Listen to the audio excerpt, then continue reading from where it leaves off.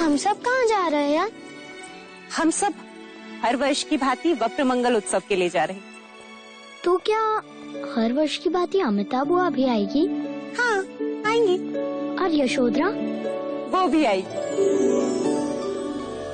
हरि ओम अग्निञ्जोदां पुरोदधे हव्यवाहमुपब्रवे देवा आशादय। महाराज, खेतों की उपज फूले फले, इसलिए भगनी और ब्राह्मणों को भोदान दीजिए। परंतु हमारी भगिनी अभी तक देवदास से आई नहीं गुरुवर।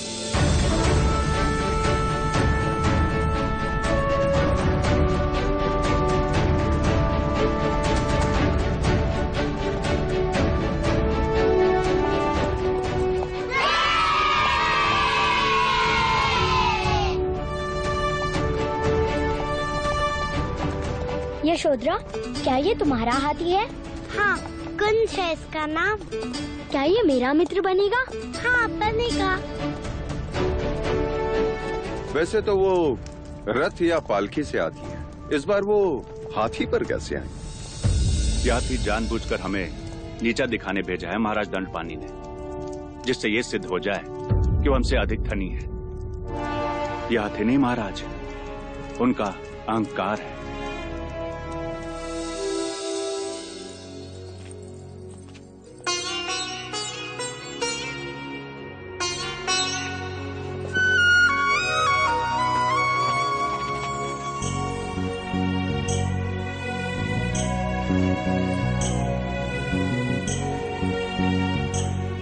पल्लू से ढक दिया मेरी पुत्री को, इसका अर्थ जानती हो क्या? अब से ये तुम्हारी हुई। तुमसे किसने कहा कि ये पराई है? ये तो पहले से ही हमारी है। क्यों यशोधरा?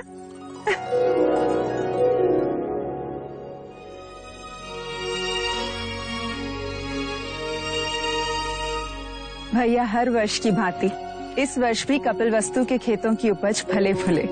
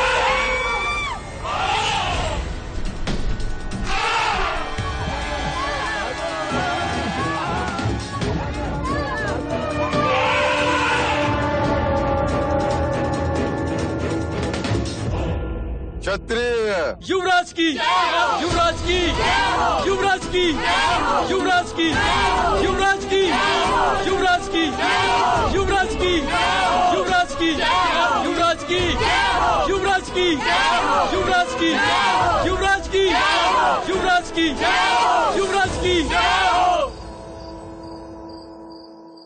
हाँ, अब मैं पासे फेंकता हूँ। चौसर खेलते समय सामने वाले के मुख की ओर ध्यान नहीं होना चाहिए, उसके हाथों की ओर ध्यान होना चाहिए, अन्यथा वो कपट कर सकते हैं।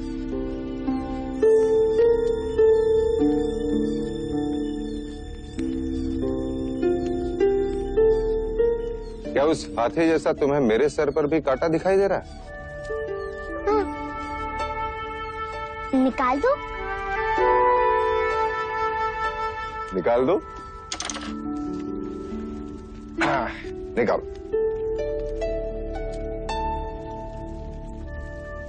ये देखिए,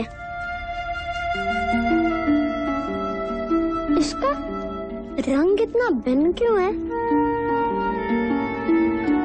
अब क्या उत्तर देंगे, कैसे समझाएंगे? ये सफेद बाल वृद्धत्व का संकेत है। फिर वो पूछेगा वृद्धत्व क्या होता है? कुमार, जैसे आपके छोटे पुराने दांत टूटकर नए दांत आ गए, उसी प्रकार बालों का रंग बदलकर वो गिर जाते हैं और उसकी जगह पे नए बाल आ जाते हैं। वैसे जैसे पेड़ की पत्तियां अपना रंग बदलती हैं। बिल्कुल वैसे हैं। सही समय पे आई। युवराज को नींद आ रही है, ले जाओ।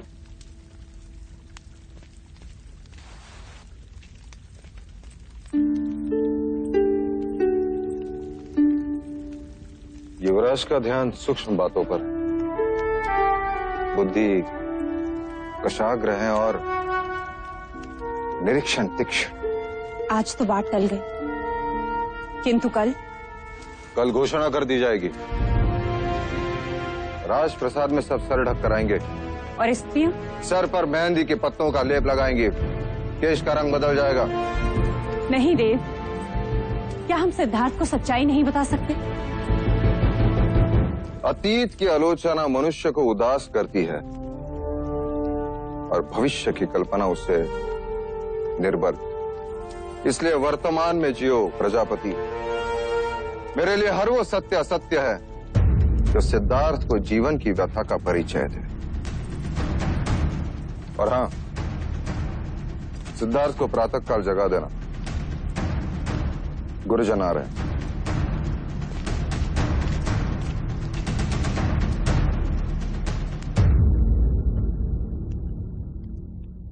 जैसे आपके छोटे पुराने दांत टूटकर नए दांत आ गए, उसी प्रकार बालों का रंग बदलकर वो गिर जाता है।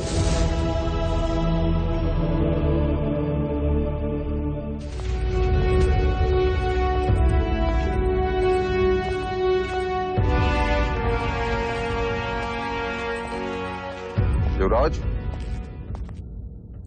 ये सारे ब्राह्मण वेद के अंग हैं। गुरु कौंडिल्य आपको शास्त्र की शिक्षा देंगे। गुरु अश्वत्थपाल तुम्हें घुड़सवारी सिखाएंगे। राजनीति का ज्ञान गुरुवर्य तुम्हें देंगे। छंद एवं व्याकरण गुरुवर्य आपको सिखाएंगे। ये खगोल शास्त्र के वेद विज्ञान में कुशल है। आज से ये सारे ब्राह्मण तुम्हारे गुरु हैं। इनके आदेश का पालन करना तुम्हारा धर्म है। इनसे आशीर्वाद लो।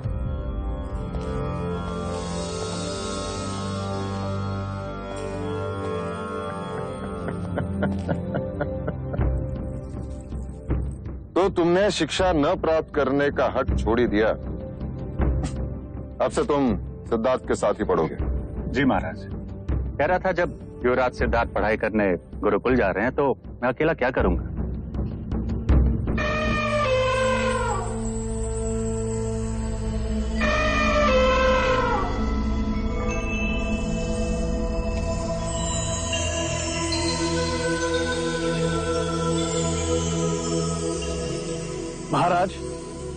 देहाती और कुंवारी का सामने आना अच्छा शगुन है। युवराज अवश्य महान विद्वान बनेंगे। क्षमा करें गुरुवर्य, केवल महान विद्वान नहीं, महान राजा बनेंगे। ऐसा योद्धा जिसे संपूर्ण भारतवर्ष ने कभी ना देखा।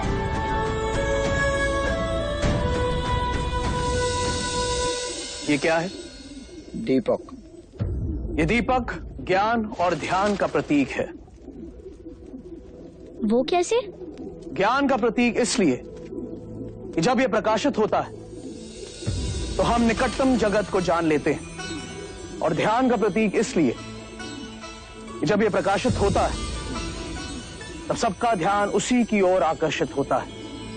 शिक्षा का प्रारंभ हम ब्रह्मनाद से करेंगे, अर्थात ओम के उच्चारण से करेंगे। जब तक ये दीपक मंगल नहीं हो जाते सबको उच्चारण करते रहना होगा।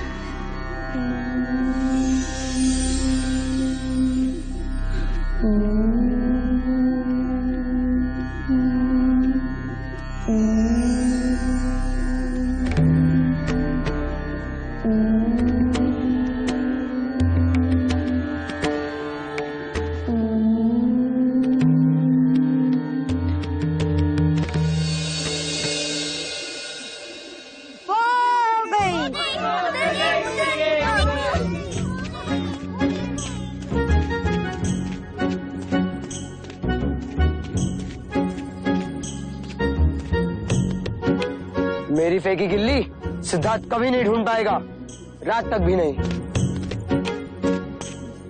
गिल्ली मिल गई! गिल्ली मिल गई दोस्तों! लो, तुम तो कहते थे कि सिद्धार्थ तुम्हारी गिल्ली कभी नहीं ढूंढ पाएगा। ढूंढ ली ना उसने गिल्ली। अब तुम अपनी आंखें बंद करो। चलना, अब तुम्हारी बारी।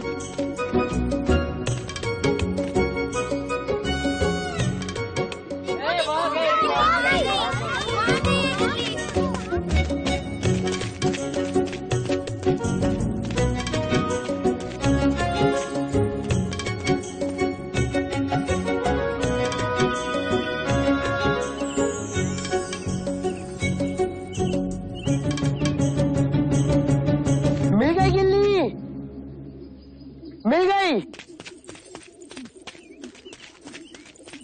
ढूंढ ली मैंने, सिद्धार्थ से भी कम समय में। लेकिन ऐसा कैसे हो सकता है?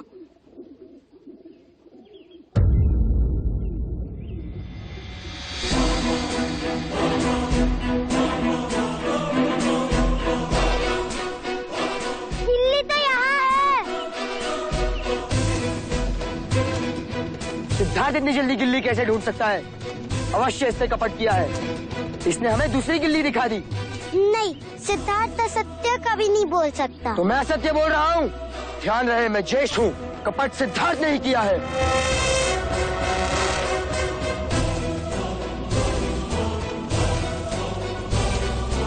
देखा कैसे चला गया।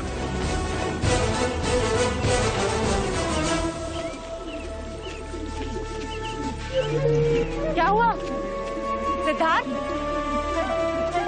क्या हुआ सिद्धार्थ को?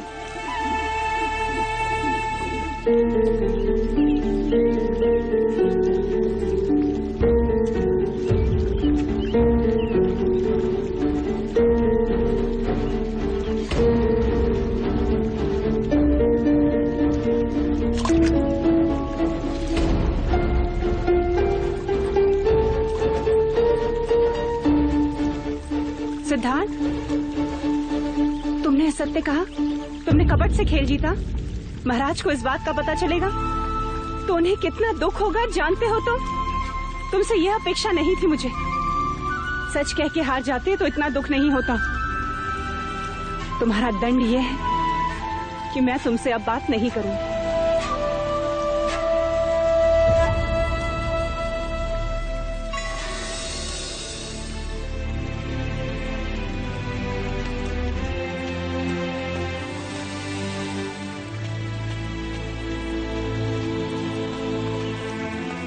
यही है वो गिल्ली जो मैंने फेंकी थी। देखो, इसका कोना टूटा है। रिश्ता की दिखाई हुई गिल्ली दूसरी थी। कपट सिद्धार्थ से नहीं किया महादेवी।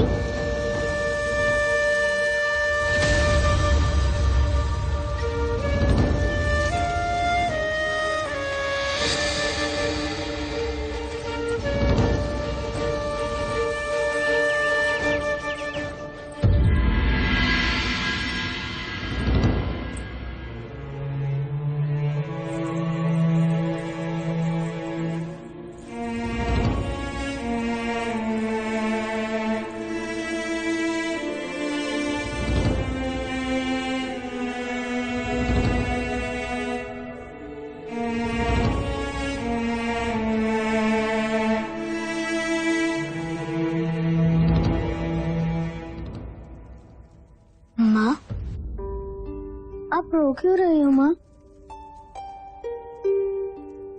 पुत्र, तू सही था तो तूने प्रतिकार क्यों नहीं किया? क्यों नहीं कहा कि असत्य तूने नहीं देवदत्त ने कहा था? माँ, आप ही ने तो कहा था बड़ों का मान रखना। मैं चेष्टा को झूठा कैसे कहता? यदि वो झूठा प्रमाणित होते तो उन्हें दंड मिलता। किंतु दंड तुझे मिला सिद्धार्थ। असत्य का आचरण देवदत्त ने किया। तू सच क्यों नहीं बोला? मैं सच्चा था इसलिए चुप रहा, क्योंकि सत्य स्वयं प्रकाशित होता है, उसे कोई छुपा नहीं सकता। ऐसा मैंने गुरुजी कहते हैं। किंतु व्यवहार में ऐसा नहीं होता पुत्र। स्वयं को बचाना मनुष्य का कर्तव्य है। अर्थात झूठ का आचरण करता। पुत्र, खरे सोने में भी जब मिलावट होती है ना, तभी आभूषण बनता है। अब से याद रखूंगा माँ।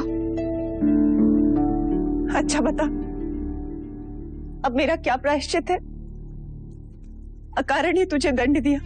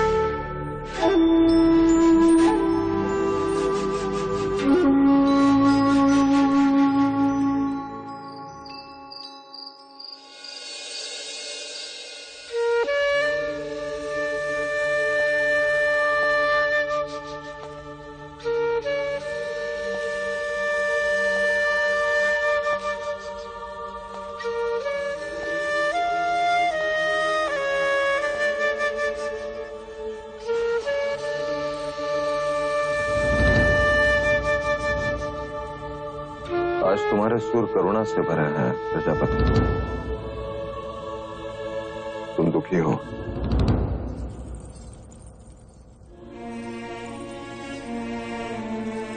हाँ देव, एक मां के लिए इससे बड़ा दुख क्या होगा कि वह अपने पुत्र को समझ ही नहीं पाई। ऐसा लगता है जैसे 8 साल की उम्र में कोई 80 साल का विचारक बन दी। देव, पत्थर सामने आ जाएं, तो पेड़ की जड़ें भी उन्हें काट कर अपना रास्ता बना लेती हैं।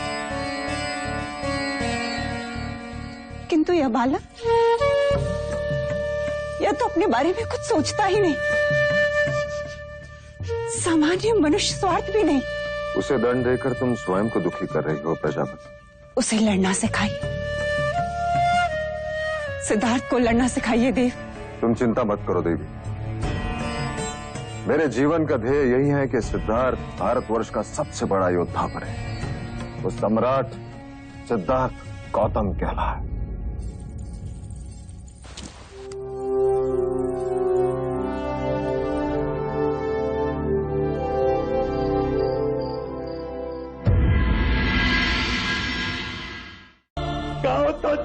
दिया। अब से भी छीनना चाहते हैं आप। सच्चाई तो ये है महाराज, वहाँ अन्न का एक दाना तक नहीं है, भूखा लोग मर रहे हैं वहाँ। अपने प्राणों पर खेल ये यात्रा सुनाने आया हूँ महाराज। किसी भी चढ़ुआ वृद्ध